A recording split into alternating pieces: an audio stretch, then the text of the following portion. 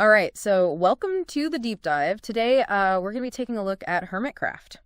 Ooh. And some recent drama that has surrounded this normally peaceful Minecraft server. Yeah. And really dive deep into the sudden departures of two pretty prominent members, Iskall85 and Stress Monster 101. Right. And Absolutely.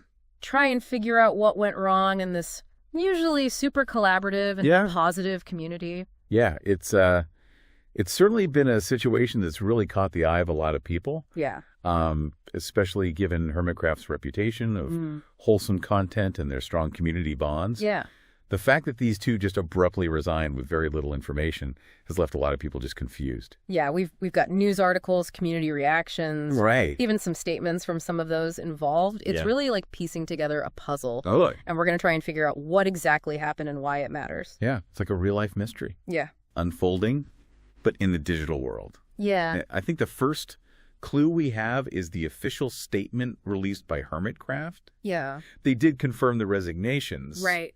But the wording was so vague. Yeah, they mentioned multiple complaints against Iskall85 that they found credible after an internal investigation. Right. There were absolutely zero details about what those complaints were about. And that lack of transparency, I think, is what really sparked all of the speculation. Oh, yeah. It's, human nature, when we're left in the dark, our minds try to fill in those gaps, and it leads to a lot of rumors and assumptions. So a lot of theories. Exactly. Yeah, and even more to add to that intrigue. Right. The statement also announced Stress Monster 101's resignation. Yes. But it didn't mention any complaints against her, which, and considering they were known to be pretty close friends. Yes, very close. A lot of people just assumed that she resigned in solidarity with Iskall85. That's a reasonable assumption. Yep. But we don't have confirmation. So it just adds another layer to this mystery. Yeah. And the statement finished by saying they weren't going to share any more details out of respect for the privacy of those involved. Yeah, which on one hand, you can understand, but of course, it didn't really do much to stop the curiosity and concern within the community. It probably amplified it, honestly. Yeah, I would say so. This really highlights the difficult balance online communities face with respecting someone's privacy while also keeping their members in the loop. Yeah. It's a tough situation to be in. Yeah, there's no easy answer. No, and to make it even more complicated, you have these other big hermits like Shasumovoid and Gryan who decided to stay pretty quiet. Right. Which just made the mystery even deeper. Yeah, it's a lot of quiet.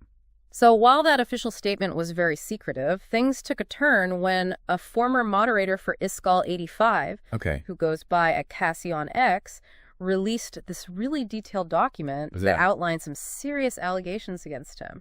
And this is where it shifts from just speculation to actual accusations. Yeah. Cassie accused Iskall85 of some pretty inappropriate behavior, like sending sexually suggestive messages and even making advances, all while he was in a long-term relationship. Yeah, she claimed that he lied to her about his relationship status. Oh. And even went as far as trying to manipulate her emotionally. Yeah, this isn't just like online interactions anymore. Right. This is getting into some potentially really harmful behavior. And the document even mentioned another alleged victim. Oh, really? Referred to as B, who was reportedly involved with Iskall85 online. Wow. For like 3 years. Okay, so this has been going on for a while. And Akasi even states that she presented all of this evidence to another hermit. Okay. Who then brought it to the attention of the whole community. So it sounds like this information has been going around within Hermitcraft before it was made public. Yeah, for a little while at least. It's a crazy chain of events. Yeah. And these allegations just bring a whole new level of seriousness to everything. Yeah, this isn't just like kids fighting in a playground anymore. Exactly. And then adding even more fuel to the fire. Okay. You have Mephalit, who is a former member of Iskall85's Vault Hunter SMP community. Now, for those who aren't familiar, SMP stands for Survival Multiplayer. Right. And it's essentially a type of Minecraft server where players can collaborate and create stories within the game. Thank you. Just wanted to clarify. Yeah, make sure everyone's up to speed. Okay, so back to Mephalit. Yeah. She came forward with accusations that pretty much echoed what Kazi was saying. Yeah, she claimed that Iskall85 was flirting, sexting. Oh, wow. Even sharing personal photos, again, all while he was supposedly in this committed relationship. That's a pattern of behavior that's very concerning. Yeah, and what's even more striking about her statement is how she describes the emotional impact it had on her. Mm-hmm. She said she felt manipulated and emotionally abused by all of his actions. Oh, that's awful. She even confronted him about it, saying that he was giving her false hope. Yeah. And he reassured her that his intentions were genuine. Oh, so he knew. Yeah. That's even worse. So now you have multiple people claiming to have very similar experiences with Iskall-85, and it's painting a pretty troubling picture. It is. And all of this leads us to another point. Despite all of these accusations, as of today, December 1st, 2024, Iskall-85 has not said a word. Wow.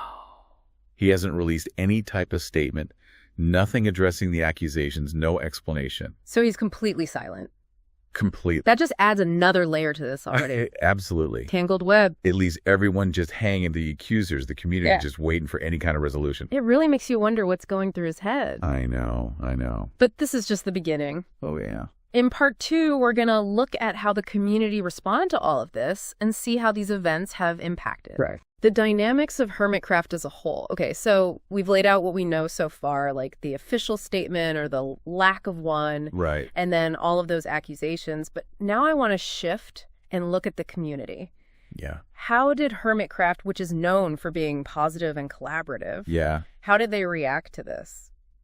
Well, it's been a mixed bag, I'd say. Okay. Because it's such a complex situation. Yeah. You have some members who are just like, hey, everyone needs to just respect everyone's privacy. Yeah. And don't jump to conclusions. That's a good point. Yeah, we have to remember that these are real people. Yeah. And they deserve respect and consideration, especially when it's something like this. Right, and then you have people who are obviously upset by these allegations and want more information. Of course. They want to know what happened, how it all went down, and how the Hermitcraft leadership dealt with all of it. Yeah, and that tension, like wanting answers, but also respecting privacy, it happens a lot in these situations. Yeah, and especially when it's an online community like this. Right. Where personal relationships and professional collaborations can be blurred. Exactly, and a lot of these hermits are really good friends in real life. Yeah. So navigating this whole thing gets even more complicated. So it's not just about addressing the accusations? Right. It's also about keeping those friendships and maintaining the community they work so hard to build. And you see that with how other hermits responded to all of this? Yeah. Some stayed totally silent, and then you have others like Ryan, right, who made some subtle changes. Like what? Like he removed Iskall-85 from the titles of his videos and thumbnails. Oh, wow. So even those little things are being looked at under a microscope. Oh, yeah. Everything's being analyzed. Really shows how invested people are in all of this. Yeah. And how close this community is. Yeah. It's like they're all holding their breath, waiting to see what happens. And that brings up a big question. What does all of this mean for Hermitcraft's future? Yeah. Can a community that's known for being lighthearted and friendly recover from something like this? That's the million-dollar question, isn't it? Yeah. I don't think anyone can predict that. Right. But this situation is forcing them to deal with issues that a lot of online communities try to avoid. Yeah, it's like a test. Yeah, a test of their resilience. How will they adapt? Yeah. And will they learn from all of this? What will they do? Could they even become an example for other online spaces going through similar things? It's really exposed some vulnerabilities, showing that even places like Hermitcraft aren't perfect. It's a reminder that actions have consequences, even in a video game. Like that illusion of a perfect digital world is gone. Yeah. And they have to face real-world problems. Accountability, transparency, keeping their members safe. And this raises a really important question. What's that? How can they balance transparency with everyone's right to privacy, especially when you have these serious accusations? It's a tough one. Yeah, people want to know what's going on. Yeah. They want closure and justice. But then you have to protect everyone involved. Yeah. Both the people making the accusations and the people being accused. Right, because even if those accusations are credible and there's proof, that doesn't mean the person is automatically guilty. Exactly. And you have to let the investigations happen and give everyone a chance to speak. And it really shows how limiting it can be to just have an internal investigation. Yeah, especially when it's a small community. It could be bias, conflicts of interest. It might be better to get an outside perspective. Yeah, someone who's totally neutral. Just to make sure everything's fair. It makes you think that online communities need to look at how they handle complaints, Yeah. have clear guidelines, and make sure everyone knows what they are. And make sure they're holding themselves accountable. Absolutely. And something else this brings up What's that? is power dynamics online. Ah, yeah. You have some people who are more popular and influential, and that can make it really hard for others to speak up. Yeah, it can be intimidating. And they might not get taken seriously. So just like the real world online spaces can have abuse and manipulation. Yeah, and we have to create places where everyone feels safe. Yes. And can talk about these things. Absolutely. Wow, we've really gone through a lot in this deep dive. Yeah, it's been a lot to unpack. Starting with those departures, then the accusations. Right, and the community just trying to make sense of it all. I think it's important to say that Yeah. this situation could be upsetting for some people listening. Absolutely. Especially if they've been through something similar. Especially online. Yeah, so if any of this has hit close to home for you, please know that you're not alone. There are people who can help. And it's okay to ask for help. Yes, seeking support is a good thing. Now, taking a step back, Yeah. this whole thing has really highlighted how hard it is to figure out accountability and transparency. Especially in the digital age. Yeah. It's a topic that goes way beyond Hermitcraft. Oh, absolutely. And really gets into how we interact online. And build communities online. Yeah. I mean, the internet's great. For sure. But it's still pretty new. Yeah, we're still working out the kinks. Like how to keep people safe. How do we even hold people accountable? Right, especially when everything's happening in this digital space. And this situation really brings up a question. What's that? How can online communities like Hermitcraft be transparent, but also protect people's privacy? Especially with sensitive accusations like these. Yeah. It's like you're walking a tightrope. You are. Because people want to know what's going on. Yeah. They want that feeling of closure. And they want justice. Right. But you can't forget about the individuals involved. You have to protect them too. Both the accusers and the accused. Yeah, we have to remember that even when accusations are believable. Right. And even when there's evidence. Doesn't automatically mean guilt. You can't just jump to conclusions. You have to let things play out. Give everyone a chance to talk. And this situation also shows how sometimes just doing an internal investigation isn't enough. Especially in small communities. Could be bias, people protecting their friends. And you need someone from the outside. Yeah, someone who doesn't know anyone. Just to make sure everything's fair. So online communities really need to think about how they do this. How do they handle complaints? And how do they make sure everyone knows the rules? And hold themselves accountable. And this whole thing also makes you think about power dynamics. Oh, yeah, big time. Like some people are just more popular or influential. Yeah, and that can make it hard for others to speak out. It can be scary going against someone like that. And people might not believe them. Yeah, so even online, you can have abuse and manipulation. Just like in the real world. And we have to try to make these spaces safer for everyone. Yeah, and make sure people feel like they can talk about these things. So to wrap this all up, what can we do as people who use the internet to help make things better?